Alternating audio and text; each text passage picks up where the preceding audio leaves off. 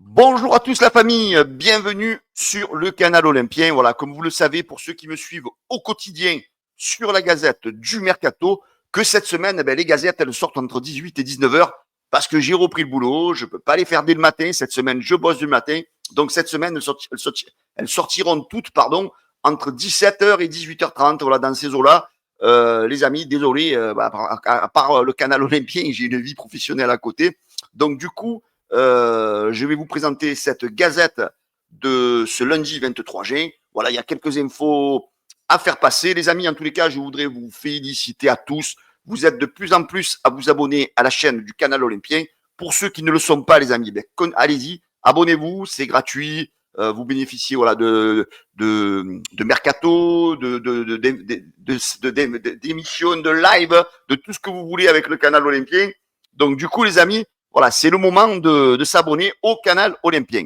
Allez, tout de suite, les amis, on va attaquer cette gazette du Mercato avec le tifo. Donc voilà, pour ceux qui n'ont pas vu ma vidéo, donc vous avez la possibilité de voir ma vidéo coup de gueule.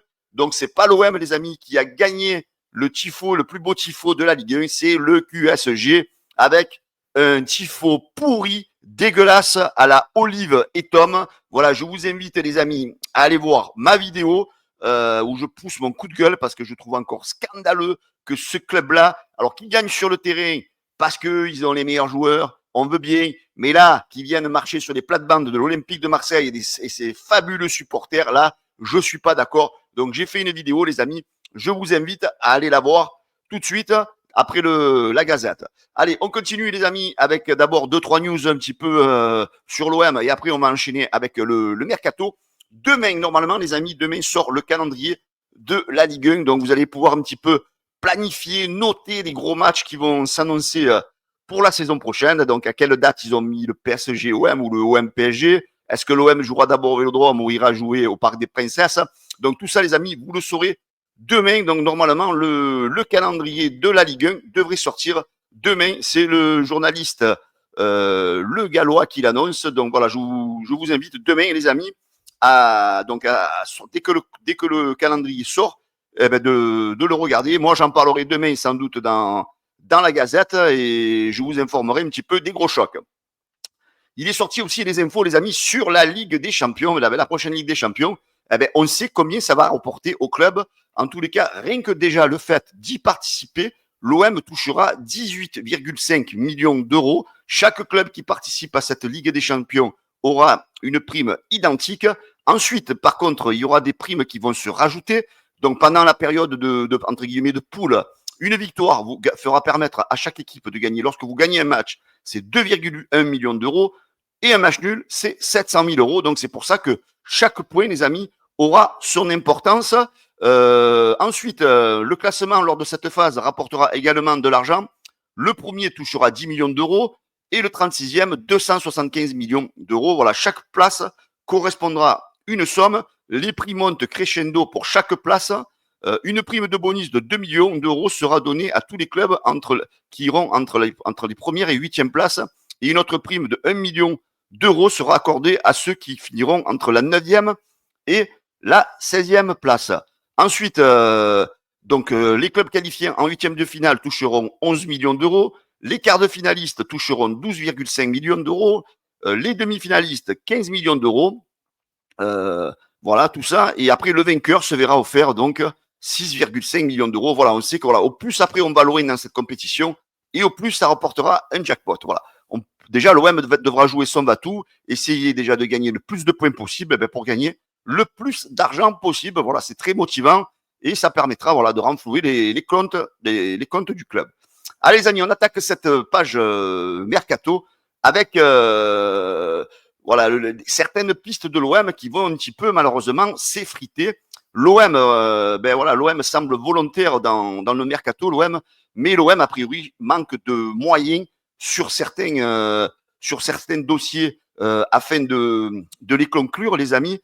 Tout d'abord, c'est le dossier. Ce dimanche, Fabrizio Romano a révélé qu'une piste défensive allait échapper à l'OM. Je vous en avais parlé. C'est le jeune Max Arons, le latéral droit, qui va être prêté finalement aux Glasgow Rangers. Dans le même temps, on avait parlé aussi de Dodo, hein, le défenseur de la Fiorentina, 30 millions d'euros, qui risque sans doute d'être cher pour l'Olympique de Marseille. Voilà, donc c'est encore une piste qui s'éloigne à cause de Tottenham. En effet, comme le partage Code Offside, les Spurs envisagent de faire aussi une proposition de 25 millions d'euros. Alors ça, c'est une piste, on n'en a pas trop parlé, c'est Giovanni Leoni. Donc l'OM est à la lutte avec l'Inter de Milan et l'AC Milan, mais l'OM ne pourra, et Milan, je pense, ne pourront rien faire face au club anglais qui a priori beaucoup plus de moyens. Voilà, hein, on voit que l'OM a des idées, on voit que l'OM balance, on a beaucoup de noms qui sortent, mais chaque fois, ça a l'air de s'effriter. Alors, est-ce que c'est des fausses pistes ou pas? Mais en attendant, les amis, voilà, on voit que l'OM a quand même du mal à conclure certains dossiers qui sortent. Après, on va pas s'affoler, les amis. Hein. On va pas s'affoler. Hein, voilà, comme je vous dis, voilà, la piste Giovanni Leoni s'éloigne. C'est Tottenham a priori qui devrait faire rafler la mise sur le joueur. Ensuite, on va parler d'un retour possible du côté de l'Olympique de Marseille. C'est celui de Samuel Gigot. Samuel Gigot pourrait faire un retour du côté de l'OM parce qu'a priori le club de la Lazio a dit qu'il ne voulait pas lever l'option d'achat sur le Marseillais. Hein. A priori, le joueur n'a pas totalement convaincu le club, les dirigeants du club italien. Alors, pour rappel, la Lazio indiquait l'été dernier à sa signature que l'option d'achat du joueur était liée à des performances sportives. Alors, il y a un peu des contradictions. Il y en a qui disent qu'il y avait une option d'achat obligatoire. Du côté de la Lazio, on dit que c'était lié à certaines performances sportives. Alors, dans ce méli-mélo, voilà, peut-être que demain, j'en saurai un petit peu plus sur éventuellement, je vois passer un peu toutes sortes d'infos.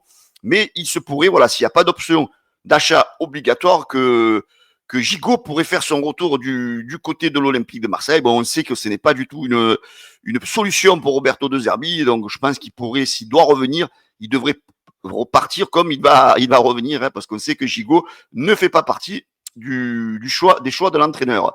Ensuite, le dossier non à Lang, les amis. Donc, on sait que ce dossier est suivi par l'Olympique de Marseille. On sait que ce dossier plairait du côté de l'Olympique de Marseille.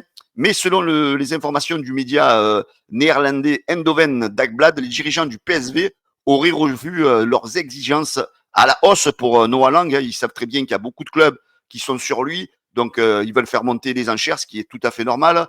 A priori, l'OM se serait retiré de ce dossier. Aux dernières nouvelles, l'OM aurait lâché le dossier parce que c'est trop cher pour l'Olympique de Marseille. Et il n'y aurait plus que Naples qui serait en négociation avec Noah Lang. Voilà, donc affaire à suivre. A priori, l'OM aurait lâché le dossier Noah Lang. Alors, est-ce que c'est un vrai dossier? Est-ce que c'est pas un vrai dossier? Comme je vous le disais depuis le début, il y a plein de noms qui circulent. Voilà, est-ce qu'on est en train de bien masquer le travail du côté de Mehdi Benassia? Donc voilà, on va le savoir de toute façon. Hein, vous savez, comme je vous disais, dans les 15 prochains jours, ça va bouger parce que De Zerbi, il veut son effectif quand même présent lors du 7 juillet, lors de date de la reprise, au moins qu'il y ait au moins 70% de son effectif qui sera présent en comptant bien sûr les nouvelles recrues. Voilà, on en sait un petit peu plus, les amis, pourquoi l'Olympique de Marseille a écarté la piste Pogba. Ben, c'est un petit peu ce qui se disait depuis le début. Hein. C'était pour pas créer un malaise dans le vestiaire, pour pas que le joueur vienne avec forcément un salaire plus élevé que les autres, alors qu'on a des doutes sur ses capacités physiques. Après, parce que l'OM a décidé que finalement, du côté du milieu de terrain, eh ben, on avait peut-être ce qu'il fallait. Voilà, donc la piste Pogba, malheureusement, n'est pas suivie du côté de l'OM, comme vous l'avez appris hier. Le joueur devrait s'engager avec l'AS Monaco. Donc, selon vous, est-ce que l'OM a fait une erreur de laisser passer Pogba ou pas? Je sais qu'il y a les deux avis. Il y a ceux qui disent non, Pogba, il est cramé, il ne reviendra pas. Et il y a ceux qui disent peut-être qu'on laisse passer une chance. Voilà, les amis, cette gazette du Mercato, elle se termine. J'espère que ça vous a plu, les amis, hein, comme vous êtes de plus en plus à la suivre. N'hésitez pas, les amis, à vous abonner, partager, liker. Je vous souhaite à tous une excellente soirée et je vous dis à demain pour de nouvelles infos. Et n'oubliez pas, les amis, après cette gazette, d'aller voir la vidéo sur le résultat des tifos et le fiasco d'avoir fait gagner un tifo digne de Olive et Tom. Voilà, ciao les amis, la bise et bonne soirée à tous. Ciao.